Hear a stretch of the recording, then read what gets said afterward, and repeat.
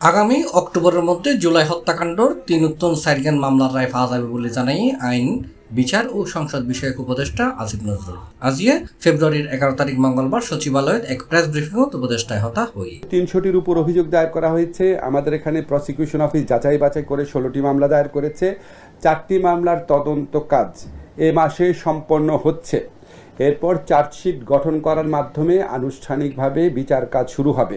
অক্টোবরের মধ্যে আমরা 3-4টা মামলার রায় পেতে যাচ্ছি বলে আশা করি। আন্তর্জাতিক অপরাধ ট্রাইব্যুনাল গঠনের পর জুলাই গণহত্যার 300 অভিযোগ গঠন করে বলে জানাই তিনি। আইন উপদেষ্টা হয়ে বিভিন্ন অপরাধে প্রসিকিউশন অফিস 16 মামলা দায়ের করছে।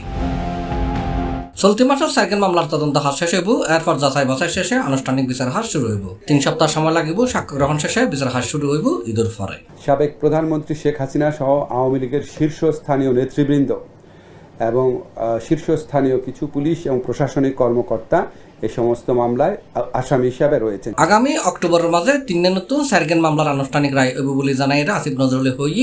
এর মধ্যে শেখ হাসিনা সহ শীর্ষস্থানীয় আওয়ামী লীগ নেতা এবং শীর্ষস্থানীয় পুলিশ কর্মকর্তাও আছে। সাধারণ কোর্টের রায় দেরি হলেও আন্তর্জাতিক অপরাধ ট্রাইব্যুনাল বিচার দ্রুত হয়ে যাইব। সাইবার সিকিউরিটি অ্যাক্টের অধীনে মামলা আইন প্রত্যাহার বলে জানাই আইন উপদেষ্টা। তিনি হই এই একটা 396 মামলা বিচারাধীন আছিল। এর মধ্যে 332 খান মামলা প্রত্যাহার হই, 61 মামলা প্রত্যাহারের চূড়ান্ত সিদ্ধান্ত হই। C+ TV, Chittagong.